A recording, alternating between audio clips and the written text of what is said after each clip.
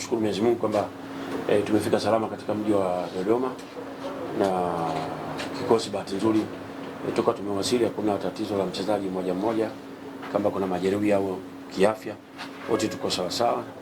Hilo ni jambo kubwa la kumshukuru Mwenyezi Mungu. Tumesafiri toka mbali, tunajua kabisa tumefuata mchezo wa muhimu sana. Tunawaheshimu Dodoma kama timu nyingine tunavyoziheshimu.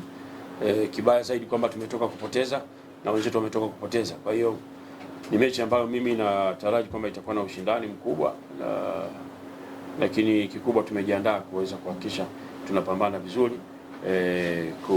kuilinda hadhi ya timu yetu ya Coast Union, na wachezaji wanajua hilo. Tuna deni kwa sababu tumetoka kupoteza, tumetoka kupata sare.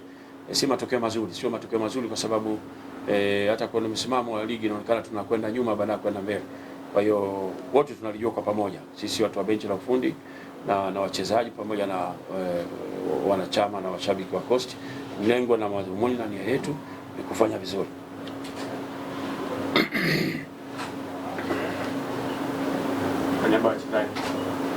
Kwanza kabisa napenda kumshukuru Mungu, tumeweza kusafiri kutokea Tanga hadi Dodoma tukiwa salama. Sisi kama wachezaji kwa upande wetu tumeshatimiza maelekezo yote kutoka kwa mwalimu. Tuna imani kwamba ndani ya mchezo huu naweza kupata ushindi. Asante sana. Tutakuwa kama wakati wote, lakini tunajaribu kupunguza pressure na tension ya michezo yenyewe, kwa sababu ni michezo ya mahitaji na wachezaji wanajua hilo. Kwa sisi kama walimu tunajaribu kupunguza tension, lakini tucheze kwa utulivu, kuhakikisha kuwajenga wachezaji kimbinu zaidi, ili waweze kwenda kupata matokeo wakati wakiwa comfortable na mpira. Asante sana. Tunaendelea kupokea maswali kutoka kwa wawakilishi wa vyombo vya habari.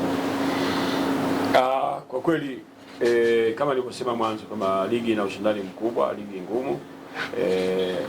Hata uwanja wa nyumbani kwetu hatujafanya vizuri sana, kwa sababu tumeshinda michezo michache na pengine kutoka sare na kupoteza. Kwa hiyo kwa ligi jinsi ilivyo, ukipata pointi moja michezo ya ugenini tumecheza sisi, nikumbuke sana kama labda tumepoteza mchezo mmoja kama miwili ya ugenini, lakini sare tumeweza kupata sare nyingi sana. Si hapa kupata pointi moja, lakini si matokeo mazuri. Kwa hiyo nadhani hilo tumelijua na tutazidi kulifanyia kazi, angalau hata viwanja vyote iwe cha nyumbani cha ugenini tuweze kupata matokeo mazuri.